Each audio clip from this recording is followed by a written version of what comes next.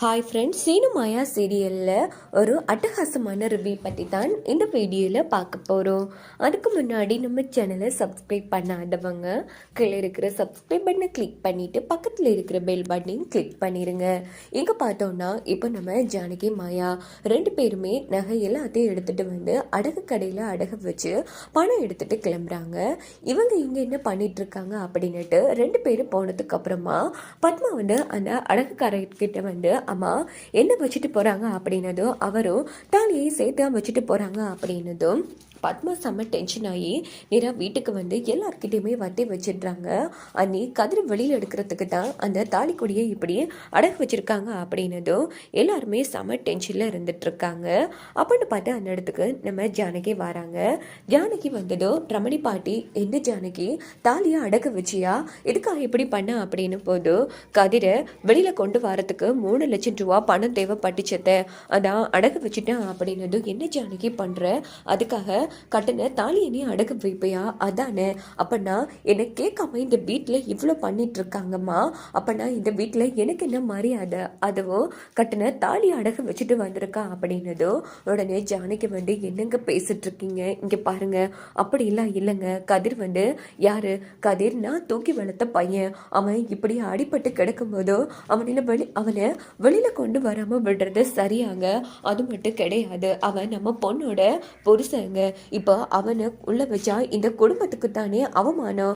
அப்போ அண்ணனோட பேச்சுக்கு மரியாதையை கொடுக்கக்கூடாதுன்னு முடிவு பண்ணிட்டீங்களா அண்ணி அப்படின்னு பத்மா வந்து கேட்டதும் இந்த பக்கம் ஜானகி, இங்கே பாருங்க, என் புருஷன் யார் முன்னாடி தலை குனிஞ்சணும்னு நான் நினைச்சதே இல்லை, அவருக்கு எந்த கௌரவ பிரச்சனையும் ஏற்படக்கூடாதுங்கிறதுக்காகத்தான் நான் இந்த விஷயத்தையே பண்ணேன் அப்படின்னு போதும் அண்ணி நிறுத்துங்க, அவனே ஒரு கேடுகட்ட பையன், அவன் எல்லாத்தையும் இப்படி பண்ணியிருப்பான், கண்டிப்பா 2 நாளைக்கு முன்னாடியே வந்து போய் மிரட்டினவன் ஏன் கார்த்தியை இல்லாமல் பண்ணியிருக்க கூடாது அப்படின்னதும் ஜானகி வந்து சம கோவப்பட்டு, போதும் பத்மா, உன் பேச்சை நிறுத்துறியா, உன் மனசுல நீ என்ன நினைச்சிட்டு இருக்க, அது இல்லை நீ பண்ணிருக்கலாம்ல அப்படின்னு போது கொஞ்சம் நிப்பாட்டு, கதிர் இந்த வீட்டில் வளர்ந்த பையன், அவனை பற்றி நீ தெரிஞ்சு கொண்டது இவ்வளோதானா, நீயே சொல்லு, அவன் அப்படி பண்ணியிருப்பானா சொல்லு அப்படின்னும் போது அந்த இடத்துல பத்மா ஆடி போய் நின்றுட்டு இருக்காங்க.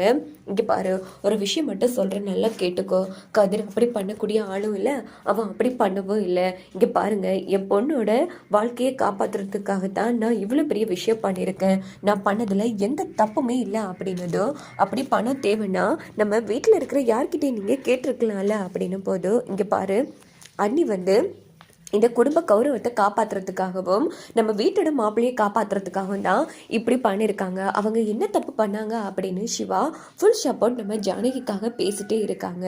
ஸோ அது சூப்பராகவே இருந்துச்சுன்னு சொல்லலாம். அதுக்காக இப்படியா பண்ணுறது, நம்மக்கிட்ட கடன் கேட்டிருக்கலாம்ல அப்படின்னதோ, இங்கே பாருங்க, நான் யார்கிட்டையும் போய் கடன் கேட்கணும்னு அவசியமே கிடையாது, ரகுராமோட பொண்டாட்டி அடுத்தவங்க கிட்ட கை நட்டி நிற்கிறான்னு என் புருஷனுக்கு எந்த கெட்ட பேரும் நான் வர விட மாட்டேன், அதனால அதான் கை கட்டி நிற்கக்கூடாதுன்னு என் பொருளையே அடகு வச்சுட்டேன், நான் ஒன்றும் வேற யாருக்காகவோ எதுவும் பண்ண இல்லையே, என் பொண்ணு வாழ்க்கை நல்லா இருக்கணுங்கிறதுக்காக நான் என் பொண்ணு தாலியை காப்பாற்ற என்னோட தாலியை கலட்டினேன், அவ்வளோதான், நான் பண்ணது தப்பே இல்லை அப்படின்னு ஜானகி சொன்னதும் எல்லாரும் செம்ம டென்ஷன் ஆகிட்டு அவங்கவுங்க ரூமுக்கு போயிடுறாங்க. இந்த பக்கம் பார்த்தோன்னா நம்ம தனாவு என்னம்மா இது அப்படின்னு சொல்லிட்டு அவங்களும் கிளம்பிடுறாங்க. அதுக்கப்புறமா காசை ரெடி பண்ணிட்டு நம்ம மாயாவும் எங்கால ஜானகியும் கிளம்பி நேராக ஸ்டேஷனுக்கு வந்து கதிரை ஜாமீனில் எடுத்துடுறாங்க.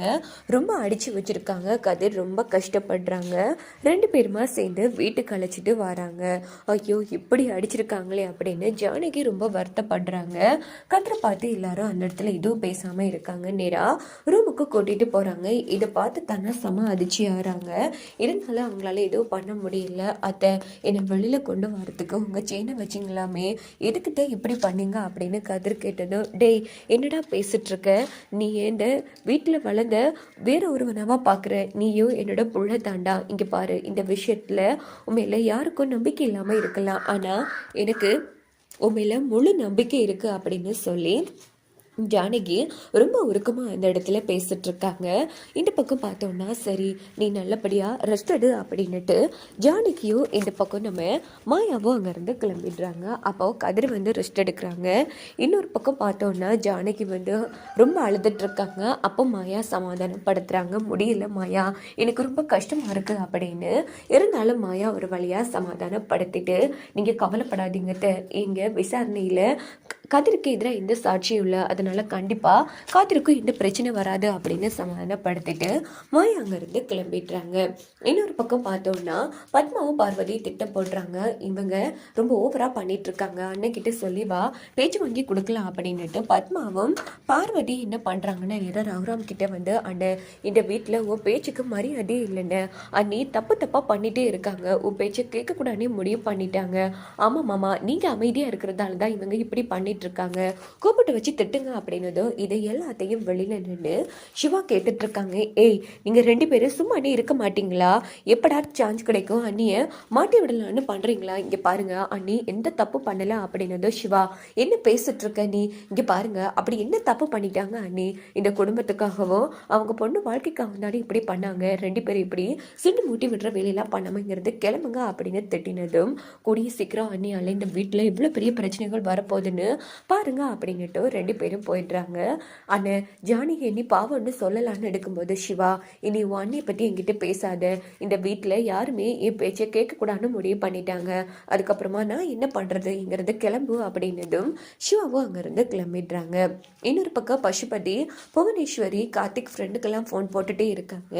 யாருமே தெரியாதுன்னு சொல்லிடுறாங்க. அப்படின்னு பார்த்து லிங்கம் வராங்க. எங்க நம்ம அந்த கதிரை அதிகாரிங்க கிட்ட பிடிச்சி கொடுத்தது எல்லாமே வேஸ்ட் ஆகிடுச்சு அப்படின்னது என்ன சொல்கிறீங்க? ஆமாம், அந்த மாயா லாயரை வச்சு அந்த கதிரை வெளியில் கொண்டு வந்துட்டா அப்படின்னதும் என்னது வெளியில் கொண்டு வந்துட்டாளா அப்படின்னுட்டு புவனேஸ்வரி பசுபதி செம்ம டென்ஷன் ஆகி நம்ம ரகுராம் வீட்டு முன்னாடி நின்று கத்திட்டு இருக்காங்க. ரகுராம் பாவான்னு அப்படின்னு பார்த்து ரகுராமும் வந்துடுறாங்க. உடனே இங்கே பாருங்க, எனக்கு ஒரு சந்தேகம் இருந்துச்சு இந்த விஷயத்தில், இந்த குடும்பமும் சம்மந்தப்பட்டிருக்குமான்னு. ஆனால் இப்போ நான் உறுதி பண்ணிட்டேன். எப்போ நீங்கள் இந்த கதிரை வெளியில் கொண்டு வந்தீங்களோ அப்போவே உறுதி பண்ணிட்டேன். எல்லாரும் சேர்ந்து தான் திட்டம் போட்டு ஏன் காத்தியே பண்ணியிருக்கீங்களா அப்படின்னதும் எல்லாரும் செம்ம அதிர்ச்சி ஆறாங்க. இதோட இந்த எபிசோட் வந்து முடிச்சிருது.